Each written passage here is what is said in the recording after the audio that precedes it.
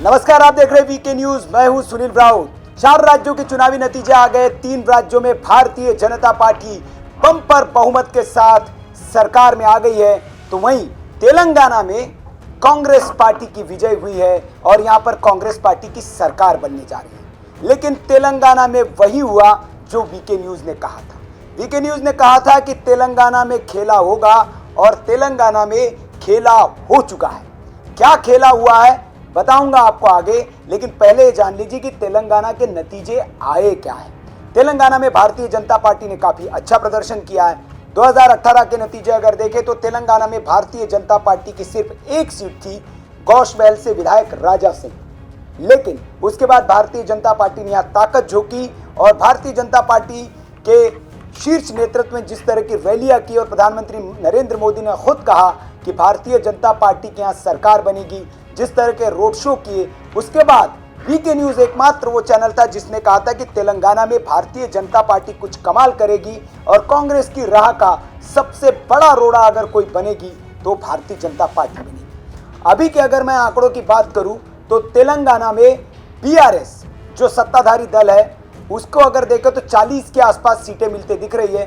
वही कांग्रेस 63 सीटों को पाकर बहुमत के करीब बहुमत को पा लिया है उसने और उसकी सरकार बनते हुए दिख रही है। वही भारतीय जनता पार्टी यहाँ बहुत अच्छा कर रही है और 8 सीटें भारतीय जनता पार्टी को यहाँ मिलते हुए दिख रही है। लेकिन भारतीय जनता पार्टी की इस 8 सीट में एक सीट बहुत महत्वपूर्ण है। उस एक उम्मीदवार ने भारतीय जनता पार्टी के मौजूदा मुख्यमंत्री के चंद्रशेखर राव और कांग्रेस पार्टी के जो मुख्यमंत्री के उम्मीदवार थे, अब तो थे ही कहना पड़ेगा, जो उम्मीदवार थे, जो कांग्रेस के प्रदेश अध्यक्ष थे, जिनके नेतृत्व में चुनाव लड़ा गया, उन दोनों को भारतीय जनता पार्टी के एक उम्मीदवार ने चुनाव हरवा दिया है। मतलब भारतीय जनता पार्टी वहां भले ही 8 सीट लेकर आई हो, लेकिन भारतीय जनता पार्टी ने खेल कर दिया। मौजूदा मुख्यमंत्री को भी चुनाव हरवा दिया और जो मुख्यमंत्री बनने वाले थे कांग्रेस की ओर से, उनको भी चुनाव हरवा दिया। अब कांग्रेस के सामने बड़ा प्रश्न ये रहेगा कि मुख्यमंत्री बनाया किसे जाए, क्योंकि रेवंत रेड्डी जो कांग्रेस पार्टी के अध्यक्ष थे, जिनके नेतृत्व में चुनाव लड़ा गया, वही खुद चुनाव हार गए। अब इस हार के बाद सवाल ये भी खड़े हो रहे हैं कि भाई साहब, तेलंगाना में जो जीत हुई है इसका श्रेय दिया किसे जाए, क्योंकि प्रदेश अध्यक्ष जिसके नेतृत्व में चुनाव लड़ा गया, जिसको मुख्यमंत्री का चेहरा बनाकर चुनाव लड़ा गया, वही चुनाव हार गए।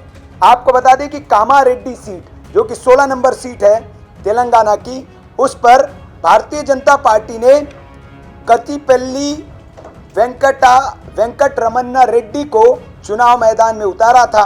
उनके अगेंस्ट के चंद्रशेखर राव भी चुनाव लड़ रहे थे भारत राष्ट्र समिति से, बीआरएस से, और कांग्रेस से